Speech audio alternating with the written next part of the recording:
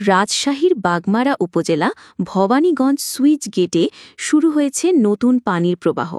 বর্ষার এই নতুন স্রোতে ভেসে আসছে হাজারো বাংলার ঐতিহ্যবাহী বারোমিশালি মাছ। পানির সাথে ভেসে আসা মাছ ধরতে সকাল থেকেই ভিড় জমেছে স্থানীয়দের। কেউ শখে, কেউ আবার বাণিজ্যিক উদ্দেশ্যে নেমে পড়েছেন মাছ ধরার মহোৎসবে। প্রায় প্রতিটি ঘাটে দেখা মিলছে জালের ফাঁদে ধরা রূপালি ঝলমলে মাছের, বিশেষ করে তোড়ে, পুঁটি, গুচি, টেংরা ও শিং মাছ মিলছে প্রচুর পরিমাণে। স্থানীয়রা বলছেন, নতুন করে পানি আসায় নদী ও খালের প্রাণ ফিরেছে।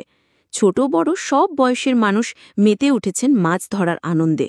কেউ বা বাঁশের ফাঁদ, আবার কেউ ছোট নৌকো নিয়ে জাল ফেলছেন সুইচ গেটের চারপাশে।